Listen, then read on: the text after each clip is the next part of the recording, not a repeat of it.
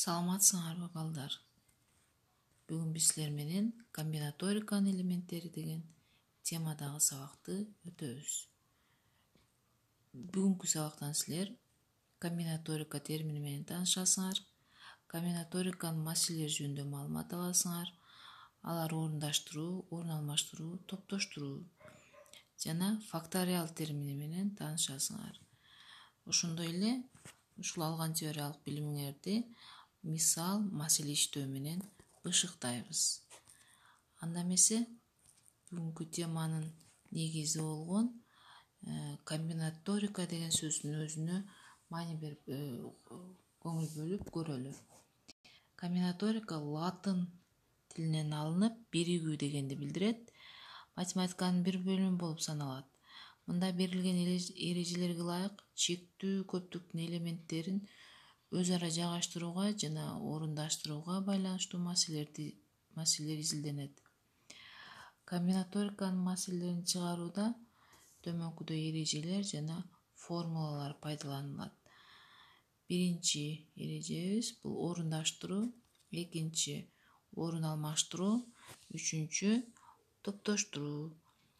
Демек, булардын биринчи эрежебиз орундаштыруу эрежесине кайрыла турган болсок, анда бул эреже төмөндөгүдөй баяндалат. Бири-биринен элементтери же элементтердин жайгашкан ирети боюнча айырмаланган берилген m элементтин n элементинен түзүлгөн биригүү m элементтен n боюнча орундаштыруу деп аталат жана төмөндөгүдөй формула менен эсептелинет.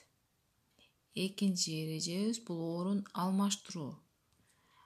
Бул орун алмаштыруу эрежебиз төмөндөгүдөй баяндалат. Көңүл буруп угуп турсаңар, көптүктүн бардык элементтерин өзүндө кармаган жана бири-бири менен элементтеринин жайгашкан ирети менен гана айырмаланган биригүү бул орун алмаштыруу деп аталат жана төмөндөгүдөй формула менен эсептелинет. Бул жерде pm деген орун алмаштыруулардын саны болуп саналат экен. Андан үчүнчү эрежебиз бул топтоштуруу эрежеси. m элементтин n элементинен турган жана бири-бири менен жок дегенде бир элементи менен айырмаланган биригүү m элементтен n боюнча түзүлгөн топтоштуруу деп аталат. Төмөндөгүдөй формулалар менен эсептелинет бул.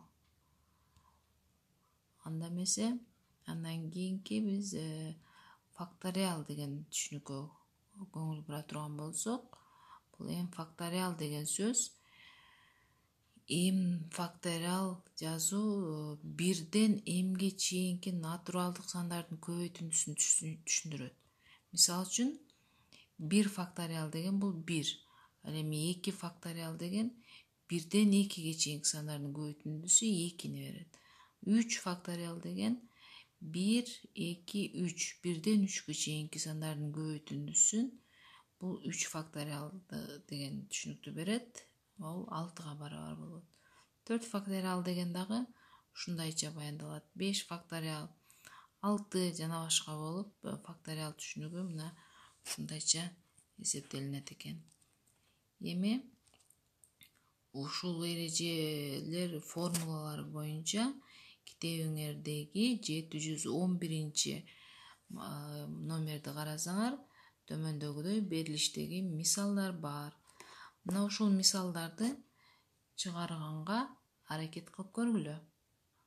Мисалы үчүн 3 факториал деген бул 1ден 3кө чейинки сандардын көбөйтүндүсүн берет. Ал эми 5 факториал деген 1ден 5ке чейинки сандардын көбөйтүндүсүн берет жана башка. Мына ушуларды чыгарып көрсөңөр, эгерде мисалы үчүн экинчи мисалыңар 120 чыккан болсо, анда 1 балл деп өзүңөргө белгилеп койгула туура жоопко. Эгер 120 чыкпаса, эч кандай балл койбогула. Ал эми үчүнчү мисалыбыз төмөндөгүдөй жазылат, эсептелинет. 205 чыгат. Демек, ким 5 чыгара алган болсо жообун, анда өзүңөргө 202 балл коюп эсептегиле. Ал эми биринчи мисалыбыз, бул эң жөнөкөй мисал. 6 чыккан болсо, буга дагы 1 деген балл коюп өтөсүңөр. Андан кийинки номерибиз 712-ни карасаңар, китеңерди карасаңар, демек ушундай берилиштеги мисалдар бар. Буну дагы өз алдыңарча чыгарганга аракет кылып көргүлө. Демек биринчи мисалдан төмөндөгүдөй жооп алган окуучу тушуна 1 балл деп койсоңор болот. Ал эми экинчи мисалыбыздан чыгарып 6 деген жооп алган болсоңор, анын тушуна дагы 1 балл коесуңар. Эгер 6 чыкпаган болсо, анда эч кандай балл коюлбайт, 0 болот. Үчүнчү мисалыбызда болсо 1 чыга турган болсо, анда 1 балл коесуңар. Ал эми төртүнчү мисалда бир аз амалдардын аткаруу тартиби көбүрөөк болгондуктан, эгерде 131,5 деген жоопту чыгара алган болсоңор, анда 2 балл коесуңар. Андан кийин ките ошол эле өзүңөрдүн китеңердеги 715 номерди карай турган болсок, төмөндөгүдөй берилиштеги теңдеме бар болчу.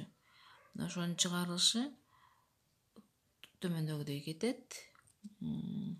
x минус 1 182 болсо, кашаны ачып чыгабыз. X квадрат x минус 2 минус 182 болуп. Бул жерден биз квадраттык теңдеменин чыгарышты билебиз. Дискриминантын таба турган болсок, 789 барабар. Демек бул деген 0дон чоң, анда теңдемебиз 2 тамырга ээ болот. X биринчи тамырыбыз 14 жана экинчи тамырыбыз минус 13 чыгат. Мына ушундай жоопту чыгара алган окуучу өзүңөрдүн мисалыңардын тушуна 2 балл деп койгула. Андан кийин 717 мисалды карайбыз. Бул маселенин шарты китеңерде бар, чыгарылышы төмөндөгүдөй болот. Мына ушул маселени чыгара алган окуучу 369.600 деген жоопту берсеңер, анда тушуна 2 балл койгула. Эгер мындай жооп чыкпаса, анда кетирген катаңарды чыгарылыш боюнча текшерип койгула. Бирок тушуна эч кандай балл бербегиле.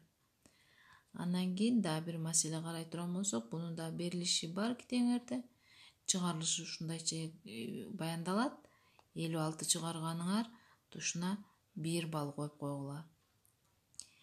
Эгерде ката 56 чыкпаган болсо, анда чыгарылышты ушул берилиш эсептелиш боюнча текшерип, катаңарды көрүп оңдоп алсаңар болот. Мына ушуну менен бүгүнкү сабагыбызды аяктайбыз. Үйгө тапшырма бүгүнкү берилген жаңы формулаларды жаттап, 720 маселени чыгарып келесиңер. Ал эми бааны бүгүн азыр эми төмөндөгүдөй таблица боюнча өзүңөр баалайсыңар. Эгерде алган балыңарды суммалап чыкканда 13 же 14 балл алсаңар, анда бүгүн силер сабактан 5 баага ээ болдуңар. Эгер 9-тан 12-ге чейинки баллды алсаңар, балл болсо кошулуңар. Анда 4 деген баа алдыңар бүгүн. Эгер 6-дан 8 баллга чейинки балл топтогон болсоңор, анда бүгүн 3 деген балл алдыңар. 1ден 5-ке чейинки балл топтогон болсоңор, анда бүгүн сабакка канааттандырарлык эмес, 2 деген баа алып каласыңар. Мен ойлойм, силер жалаң 12-ден 14-кө чейинки балл топтодуңар деп. Анда эмесе, кийинки сабакта көрүшкүчө саламатта калгыла.